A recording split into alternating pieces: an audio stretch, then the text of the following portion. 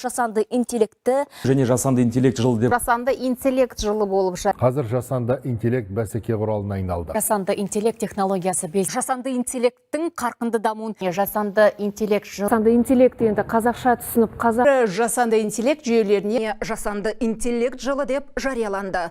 Жасанды интеллектінің мүмкіндіктерін шексіз деп айтсақ та артық болмайды.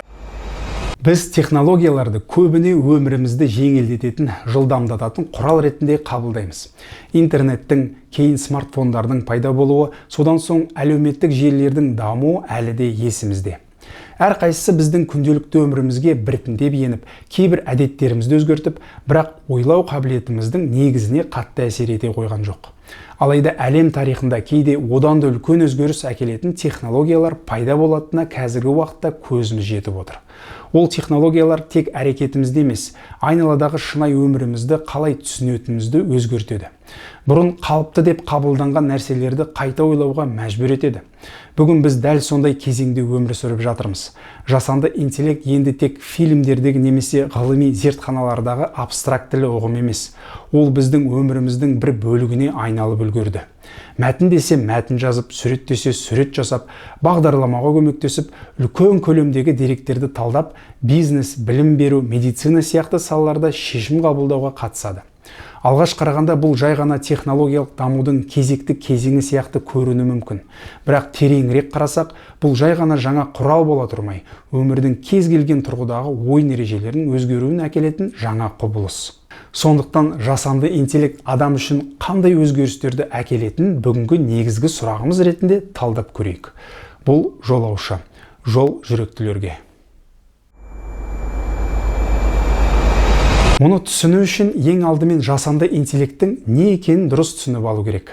Өйткені оның айналасында көптеген мифтер мен қорқыныштар қалыптасып үлгерді. Атауына қарамастан жасанды интеллект адам сияқты ойлайтын сана емес екені көпшілікке белгілі болар. Оның санасы мен ішкі тәжірибесі жоқ болғанымен, оның негізінде күннен күнге үлкен көлемдегі деректерге сүйеніп үйренетін жүйе қалыптасуда. Ол миллиондаған, тіпті миллиардтаған мысалдарды талдап, белгілі бір жағдайда ең ықтимал жауап қандай болатынын анықтайды. Адам сұрақ қойған кезде ол жауапты еске түсіріп, немесе түсінуге тырысып отырмай, жауапты есептеп, бұрын іздеген деректеріне сүйене отырып, ең ықтимал жауапты құрастырады. Қарапайым тілмен айтқанда, жасанды интеллект өте күрделі және қуатты болжау жүйесі. Дәл осы қасиеті оны ерекше тиімді етеді. Кез келген адам уақытпен, тәжірибемен және бір нәрсеге көңіл бөлу назарымен шектелген болады. Адам кез келген нәрсеге біртіндеп үйрену барысында қателесіп, кей кезде үйренген нәрсені ұмытып кетуі де мүмкін. Ал машина адамға қарағанда қол жетімсіз көлемдегі ақпаратпен жұмыс істей алады. Бірақ осыған орай мынадай сұрақ туындайды. Егер жасанды интеллект идеясы бұрыннан бар болса, неге дәл қазір ол қарқынды дамуда? Біріншіден, адамзаттың осы күнге дейін өте көп дерек жинап алу себебінде. Біз жазған әрбір хабарламамыз, іздеген әрбір ақпаратымыз, қараған әр видеомыз барлығы интернет желісінде өзінің цифрлық ізін қалдырды. Екіншіден, осы деректерді жылдам өңдей алатын қуатты есептеу жүйелері пайда болуында. Үшіншіден, деректерден үйренуге мүмкіндік беретін жаңа алгоритмдердің жасалғанында. Осы үш фактор біріккен кезде біз көріп отырған технологиялық серпілісінің пайда болғанын бақылап отырмыз.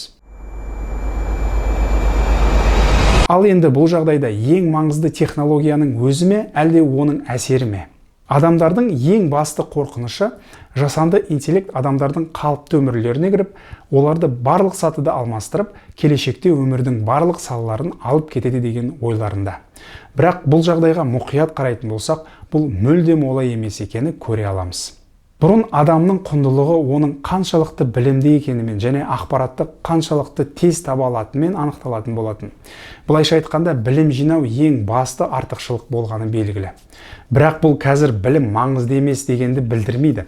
Бұл жалпы білім алу жүйесінің өзгергенін және айналамыздағы жаңа өмірге біздің қалай бейімделетініміздің мәселесі болып тұр.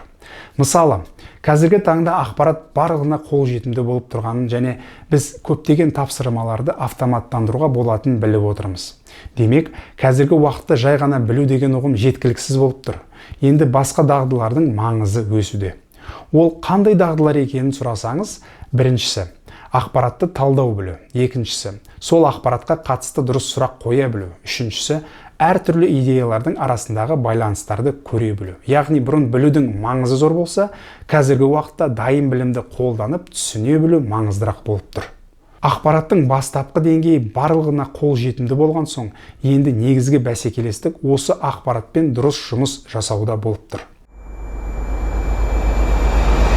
Енді осыны біздің қазіргі уақыттағы шынайы өмір тұрғысынан қарастырсақ. Жасанды интеллектті әлі де алыстағы технология ретінде қабылдап жүрген көп адамдар бар. Бірақ қазірдің өзінде жасанды интеллект тез қарқынмен бизнеске, маркетингке, білім салаларына, медиаға еніп жатқанын, оның күнделікті процестердің бір бөлігіне айналып жатқанын байқап отырған шығарсыздар. Ал адамдардың арасындағы ең басты айырмашылық осы технологияны қолданатындармен және елемейтіндер болып табылады. Уақыт өте келе бұл айырмашылық ұлғая беретіні сөзсіз. Өйткені кез келген технология өз дамуын ешқашан тоқтатпайтынын білеміз. Егер адам оған бейімделе алмай қалса, оның артта қалуы өз басында. Ал енді осындай жағдайда, егер де жасанды интеллект бізге мәтін жазып, деректер мен ақпаратты өзі талдап отыратын болса, онда адамның жасанды интеллектке қарағанда ерекшелігі неде деп сұрақ қояйық. Адам машина мен ақпарат өңдеуінде ешқашан жылдам болмайтынын түсініп отырған шығармыз.